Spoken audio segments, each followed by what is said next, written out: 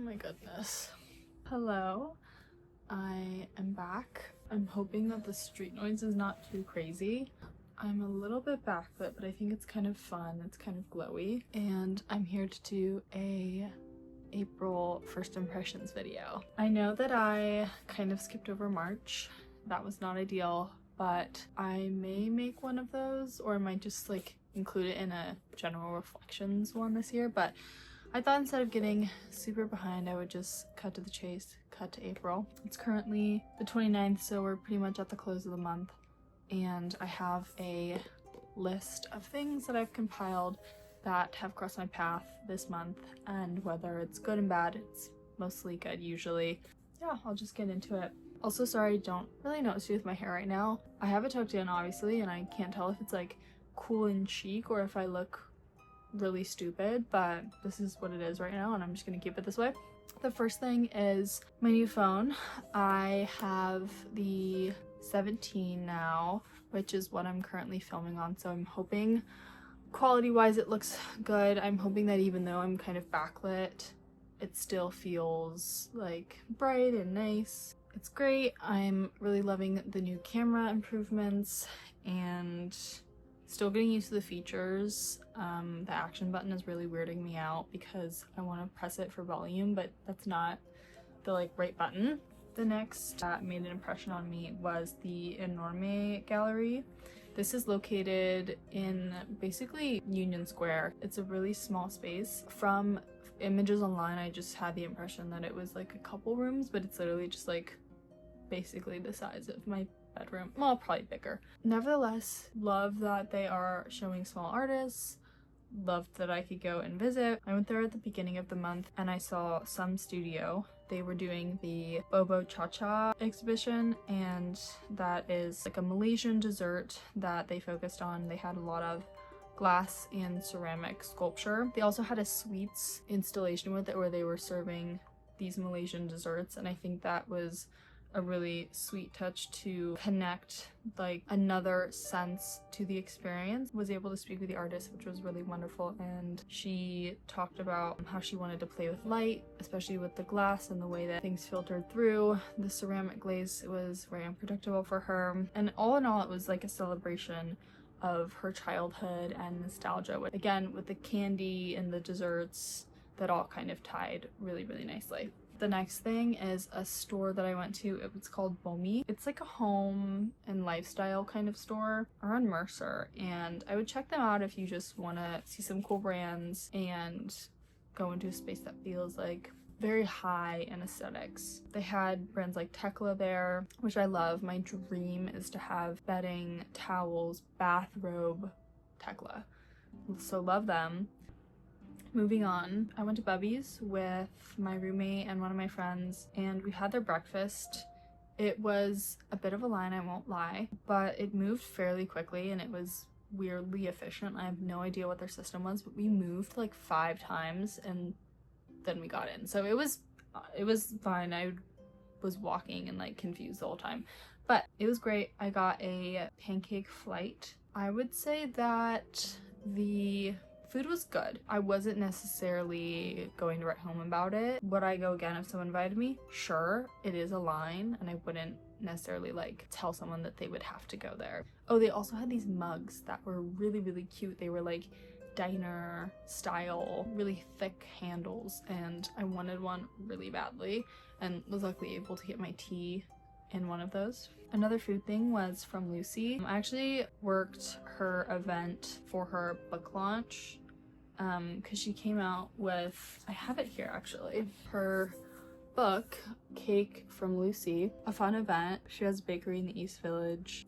A lot of her cooking or like baking and recipes are kind of tied back to her childhood in the French countryside. She has a lot of like these beautiful big floral arrangements, very whimsical, kind of like poking throughout her cakes. Anyways, I was really happy to get one of these books. I will say I did have some of the cake. It was delicious, like 100% credit to her.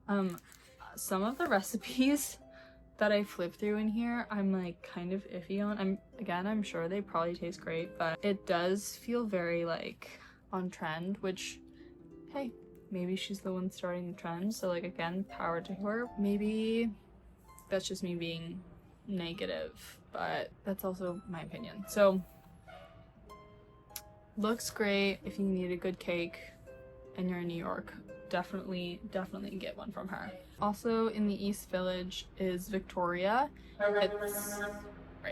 It's a bar that I went to with some of my friends. Didn't stay very long because it was just like a quick night out, but it was very cozy.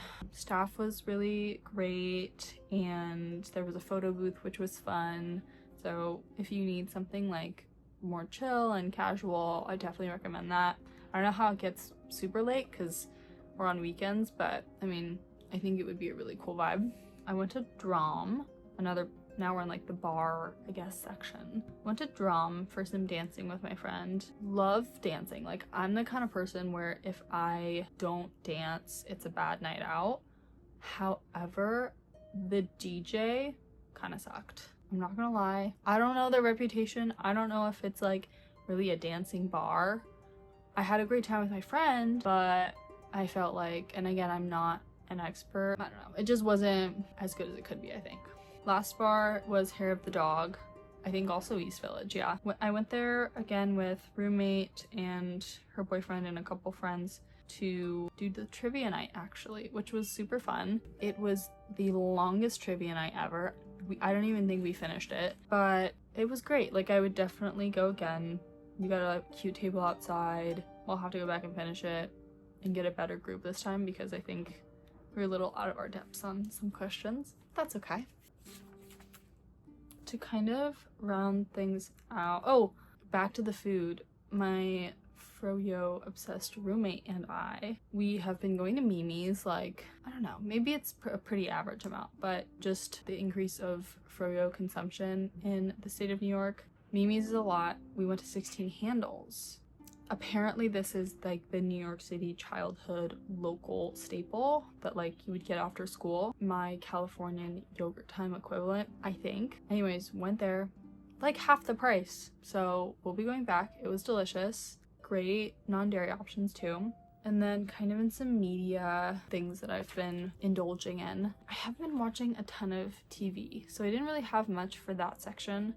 But I have been reading a pretty good amount. I have been sucked into the Mirror Visitor Quartet, which was recommended to me by a friend, and let me tell you, I'm going through this book so fast. I read the second and third one within like a couple weeks in April. It's like a young adult like fantasy, so there's a romance, but it's not, I don't know, it's very appropriate, but let me tell you, it's sick and twisted, and I love it so much. So I'm waiting on the fourth book because I'm kind of like book clubbing it with another friend of mine who hasn't read it before, and I think we're both just like not ready for it to end / scared of what's gonna happen. So it's been just kind of waiting for me to read it. I'm also reading The Art Thief right now. That is something that like I am so interested in. I didn't even think that I've heard of the book before, but I didn't know that it was based on a true story, I guess. I thought it was more fiction, but I love the way it's written. It goes very frequently from telling the story as the crimes are being committed to reflections of Brett Weiser, the main, like the thief, of his kind of like psychoanalytics, like post-crimes, to also like historical facts. It's just like, I think it's very well done. The one thing I will say, it's getting slightly repetitive because obviously he's stealing like over and over again. I'm like maybe a third of the way through. So far great. There was a passage, and I don't remember the exact words, I'll put it up, but essentially it was about Adam and Eve and this little ivory sculpture that he stole, and he kind of was like mocking the art world critique of how you look at something and how you describe it, and it like gets so congested with like these big like descriptive words that you're fully losing the feeling that is like the most simple and natural emotion that you can possess, like of instant, you know, interpretation or whatever. Again, I feel like I'm doing it too right now.